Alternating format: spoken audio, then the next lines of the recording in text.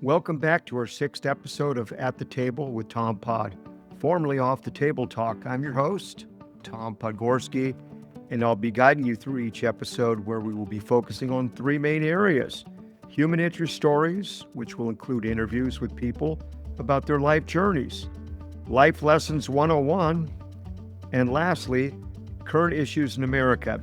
We'll have about 1/3 of the episodes devoted to each category.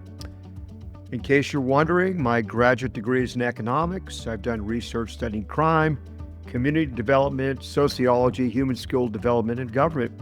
I've taught economics, sociology, coached sports, raised a family, and among other things.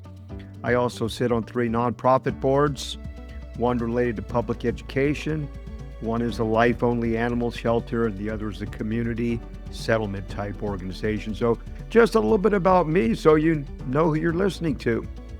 And by the way, we play it straight up the middle here. We don't take sides on any of the issues we may present. I believe that each of us can have a positive impact in the world through kindness, listening to others, and staying empowered through learning. And that gives us opportunities to create change. So grab a cup of hot coffee or tea and settle in with us for the next 30 minutes or so as we chat at the table. So welcome to the table and newly expanded version of this podcast. We're going to talk about something we all want to achieve: success. After all, who doesn't want to be successful? So why do many kids turn out to not be successful? Is it the kid's fault? You know, there can be some really bad apples in the pie. Or is it some level of poor parenting and choice on the part of the kid? And that's regardless of income and socioeconomic status. As a society, we offer banter around the old phrase, parenting is the most important job in the world. And with that responsibility, of course, comes the potential to raise successful, well-adapted adults. So who doesn't want that? And furthermore, society needs that if we're going to continue to be productive. And what if the kid turns out less than successful, whatever that means? Do people just choose to be unsuccessful and lead difficult, poor quality lives? And about that most important job in the world, parenting. What are the requirements or training necessary to perform that job? Well, to be honest, none. Yep. The only ability necessary for the most important job in the world is the ability to roll around with each other naked and do it, thus planting and receiving the seeds of progeny, even if unintended. Well, with such low requirements for raising children, is it any wonder some underperform? Okay. Let's circle back to the kids' personal accountability here for a minute and their own actions. We have to be responsible for ourselves. And these kids that are the wayward children, they may have given us some early indicators of their bad choices to come by virtue of being on Santa's naughty list at an early age. Of course, possibly these naughty kids continue to make poor choices in school. Let's say starting from the first grade. They underperform due to their laziness, and maybe they start to displace a little aggression toward their classmates. Further down the road, the child grows up to be an underperforming adult due to bad choices. But can we really blame this all on the child? Maybe the parents didn't or couldn't provide them, if you will, with the figurative boots and straps required for lifting oneself up. Did those parents provide what those kids really need to be successful? Can't blame the kid, the school, or their friends forever. Since that's true, that we can't blame them forever, what are we really aiming for here in terms of our definition of success? Maybe we should start there.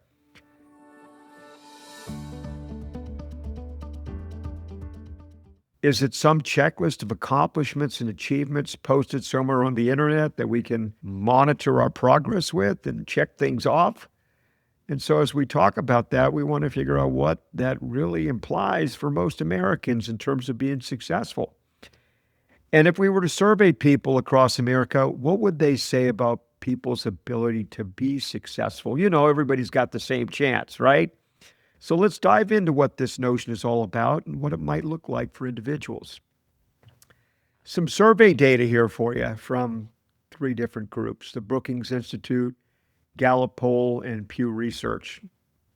The prompt was, is it still possible for people in America to achieve the American dream? And you'll note that Americans are split over whether the American dream is still possible. 53% believe it is still possible. 6% believe it was never possible. And 41% believe it was once possible. Americans are also split by age group. Those 50 and older are more likely than younger adults to say, yeah, the American dream is still possible. And by the way, about 2/3 of adults 65 and older, that would be about 68%, say you can still achieve the American dream, as do 61% of those 50 to 64. By comparison, only about 40% of the adults under 50 say there's still an opportunity for people to achieve that dream. Higher income Americans also believe it's more likely, while lower income folks said it wasn't possible to achieve the American dream at 39%.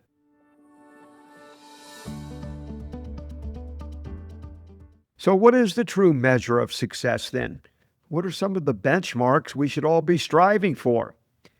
And if America is truly the land of opportunity for all, then every child should be able to reach a level of success, right? We just need to check off these boxes.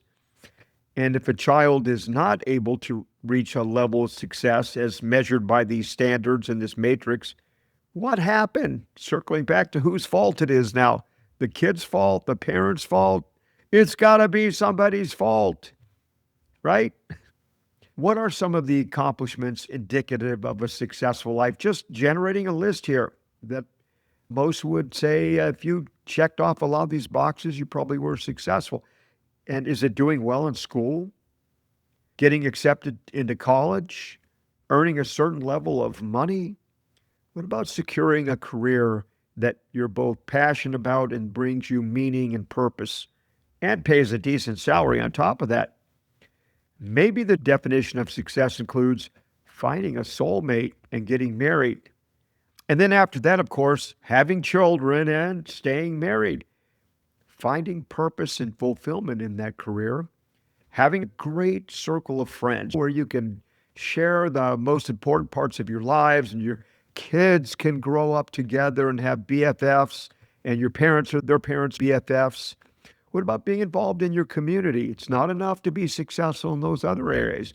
You've also got to check that box and be a community player.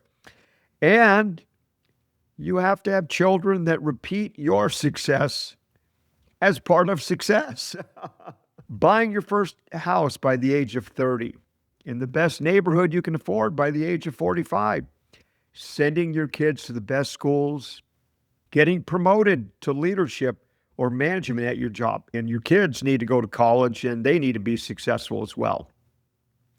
But maybe as we sit back and think what we'd like to achieve in our lives when we're adults or young adults, certainly many of these things would be on the list that we'd like to check off.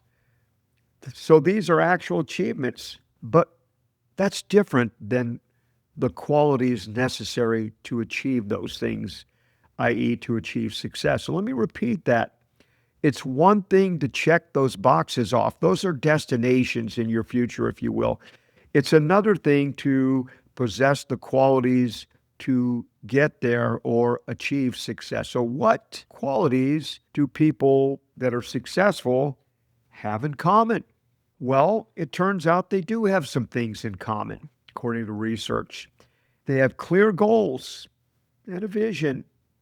They have passion and purpose for what they want to do.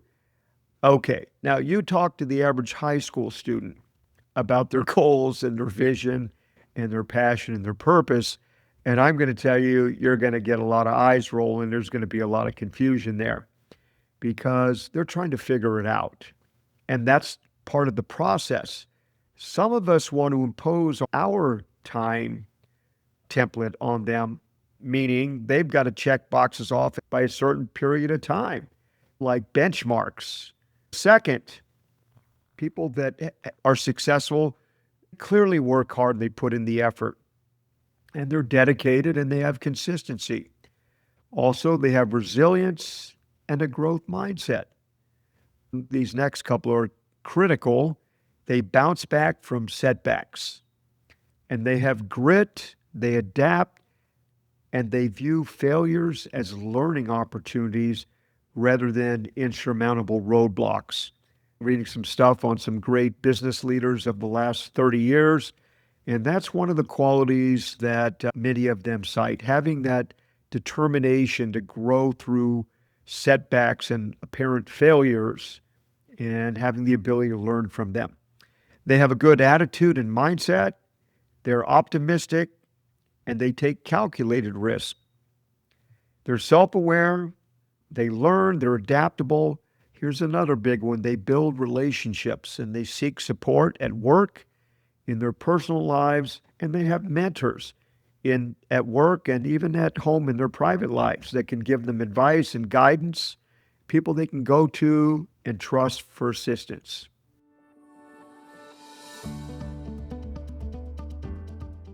So ultimately, success is a multifaceted concept that pulls on a lot of different qualities and characteristics. Ideally, if we have these qualities and characteristics, then we're going to be able to check off a lot of those, if you will, success matrix boxes, as I mentioned previously. However, I'd add a few more variables to the list. And FYI, we don't have any control over the things I'm about to mention. Being born into a middle-class family or higher socioeconomically, being born into an emotionally stable family where there's no drugs or alcohol or substance abuse, growing up in an environment where there's no abuse of any kind or neglect, living in a stable middle-class environment or higher, attending an average to above average school or schools. Maybe most importantly, living in a loving, nurturing, and emotionally healthy family situation. So if you were born into a family that either directly or indirectly provides most of the previously mentioned ingredients for children to be successful, then consider yourself fortunate. If we view the foundations of success as some kind of an intricate recipe, then we have lots of ingredients to add to the mix. And if we get those ingredients, we would believe, according to research, that there's a higher probability that we'll be successful. But wait a minute, I'm a little confused here. If children don't get to pick any of those recipe for success ingredients, then isn't their ultimate achievement based partly on good fortune and luck? And of course, according to the matrix of skills, it seems very logical to assume that children learn these qualities and they acquire these skills in their families during their formative years of upbringing. Although there are no 100% guarantees of children turning out to be healthy, stable, quote, successful adults, even under the best of circumstances, there are some very strong correlations between all the things I mentioned about the family and environmental factors that do increase the probabilities for children turning out to be healthy, successful adults. So, hey, let's take a look at this situation in a little more detail. We know that children, while they're growing up, are impacted by the normal things that happen to them, or they're impacted by the lack of normalcy during their childhood. And both of those greatly affect their adult lives. The question then becomes, to what extent are their lives impacted by the things that are challenging and not normal?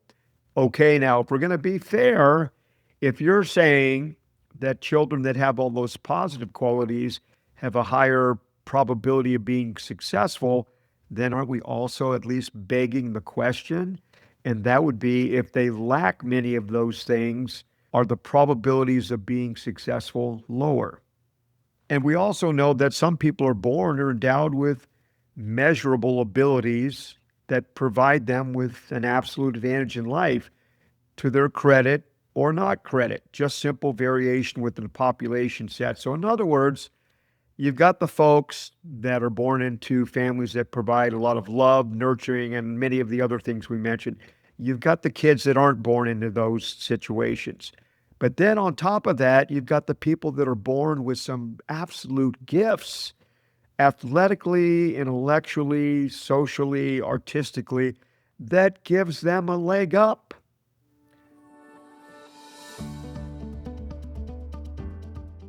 So it's about advantages and disadvantages, isn't it?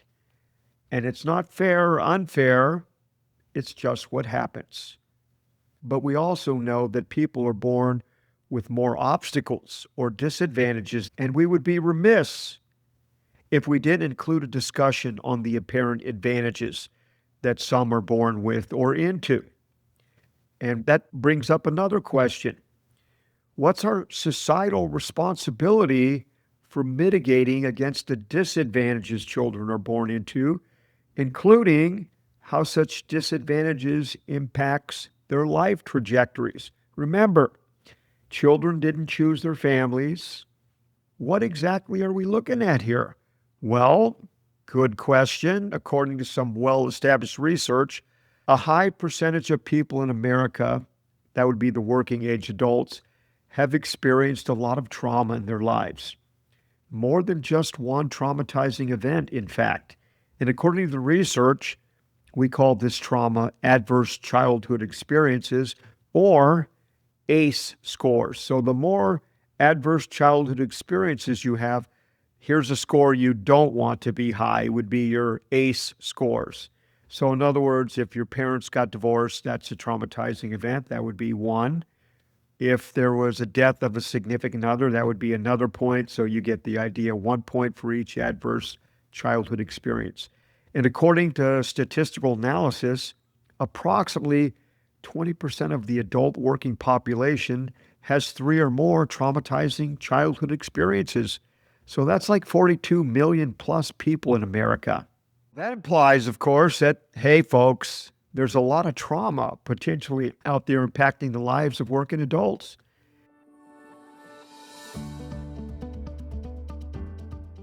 All right, maybe that's just touchy-feely. What about the real economic impacts on the lives of people? Because we've heard others say, suck it up, buttercup, and get over it. You need to raise yourself up again by those bootstraps, and everybody's got something to work through. That's true, but everybody doesn't have massive childhood trauma to work through, because we know that from research. So let's get to some data here. According to a lot of research across various disciplines, the lost wages and productivity due to high trauma for adults in their childhood is somewhere between $450 and $600 billion a year. Hey, that's pretty substantial. It turns out that many of the adverse impacts on children cause much harm and trauma, both in the life of the child, but also in their future lives as adults as well. The research is well established by study after study. Trauma can be caused by neglect, drugs and alcohol addictions by significant others, death of a significant family member, living in an economically challenged neighborhood, attending poor schools. And that doesn't mean the people that experience those traumatic events, and we're talking about children here, that they're bad kids. Contrary to what we were talking about earlier, where children get on the naughty list from Santa Claus, right? I'm going to say they were the kids, and then we got the adults. What did the adults who were in charge do to raise those children that they're saying were very difficult? Did they get more training? Did they take classes? Did they try to learn how to deal with their child? That's an issue here, folks. Those kids are not bad kids, I'm going to say. When we talk about some of those variables, Really, what we're talking about is things that are related to instability in that family, and the parents are the leaders of the family. Also, when we talk about lower incomes, it's not about being bad parents often. It's about working hours of those parents and their ability to monitor and provide oversight of their children. Then there's violence in the home and divorce of the parents. Often in some of these homes, there's an absence of mental stimulation and neglect. And that environment brings limitations on brain development for children, and it stifles their full development. And it creates higher rates of or incidents of absenteeism in school and lower levels of resilience and tolerance for those children. And what about the impact into adulthood? How does the trauma affect adults as that trajectory plays out? Well, statistically, people with high levels of trauma, they achieve significantly lower levels of education attainment, lower levels, as I mentioned, of lifetime earnings. They have higher rates of incarceration and higher rates of negative interactions with the judicial system, as well as higher levels and rates of illness in all diseases, cancers, heart disease, etc. They also have higher incidence of premature death due to all major maladies. And in addition, they have a higher incidence of continuing the cycle, broken and fractured relationships, including divorce in their adult lives, less significant friends, and they have higher incidence of being domestically abused as adults. That's the gift that keeps on giving, because then with that instability, you're having children and possibly repeating the cycle. These folks also have higher rates of underemployment and instability that comes with that. So, childhood trauma actually has a very negative impact on adults.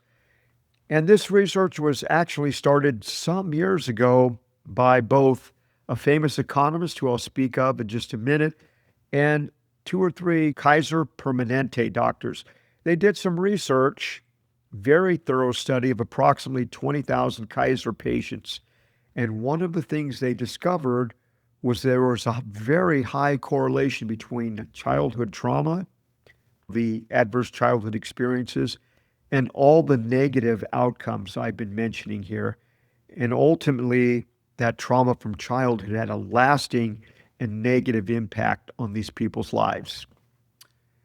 One example of how this affects children is how they perform in school. And student performance often starts early in the education process, in the first or second grade. I believe it's in the second grade. Many states test their children when they're in that grade to see if they're intellectually gifted, or GATE, if you will. You see, these kids take this test, and this test determines if they have higher math, logic, verbal reasoning, and reading abilities than the rest of us average people. You know, I call us average folks the 70%ers because we're right there around the mean statistically of what average is. So let's go back to the high-performing students.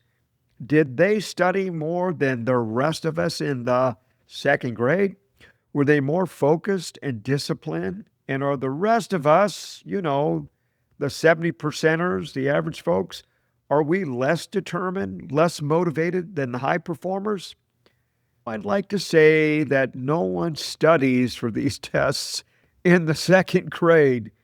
Nobody's a slacker here. We're talking about second graders.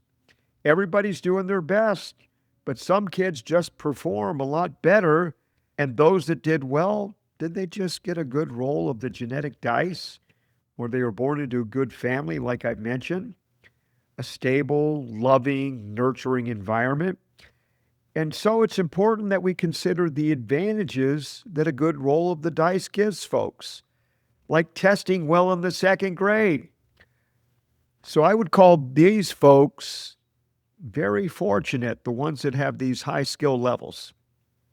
And we know that we're all assigned a starting place in life, a family of origin, socioeconomic entry point into the system, if you will. And really, it's by random roll of the dice. Good luck, divine providence, chance, call it what you want. It's where we often start in life, and according to much research, as I mentioned in one of my other podcasts, statistically, we end up pretty close to that point, many of us. So yes, some of these people who are the advantaged ones and endowed with these gifts, that gives them a leg up on the rest of us. And I've got an interesting little quiz for you down in the notes. There'll be a link to that quiz. You can find the link below, and it's a link that tries to measure how much childhood adversity each of us has experienced, and it may create some good discussion. I think it does it in a pretty cool way. Go ahead and when the podcast is over, when you're done listening, and go down to the link and take the little quiz. If nothing else, I think it could be an interesting discussion for you.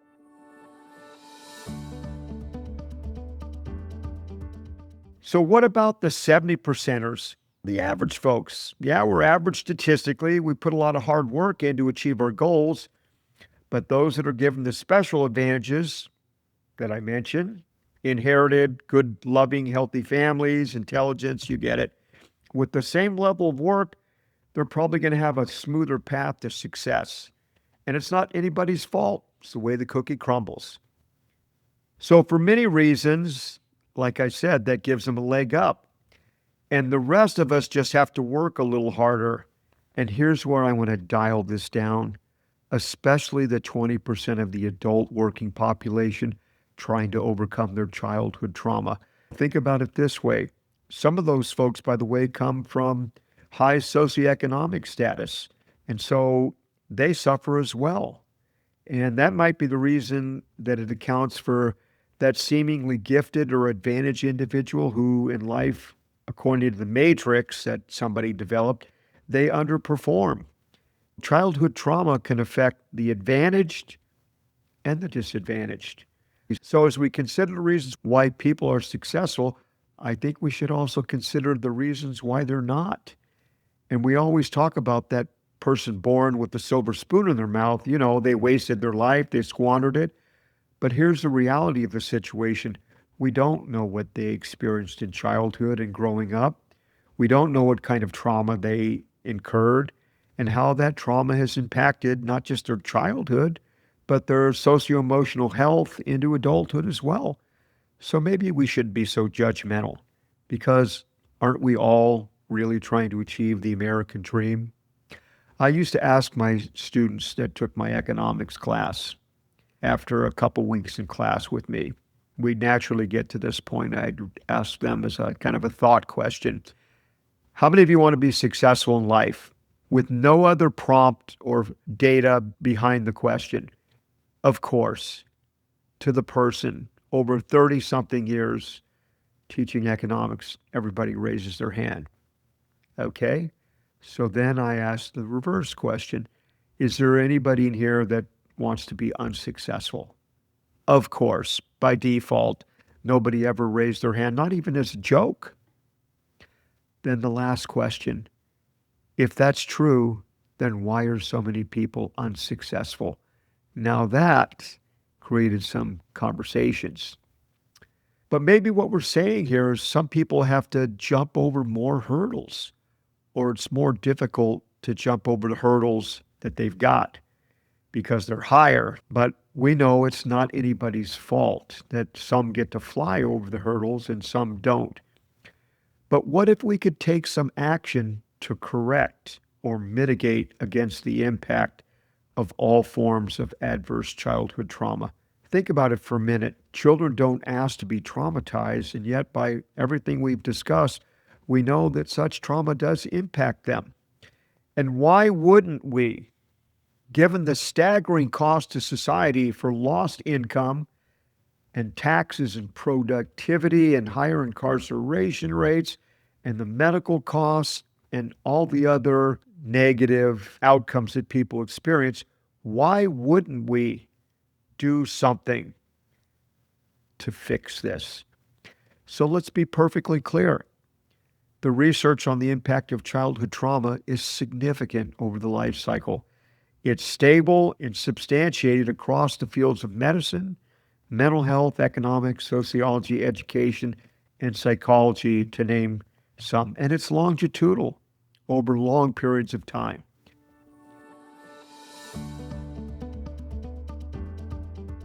The billion-dollar question, drum roll please, what can we do about the significant economic and emotional impact that childhood trauma has on adults?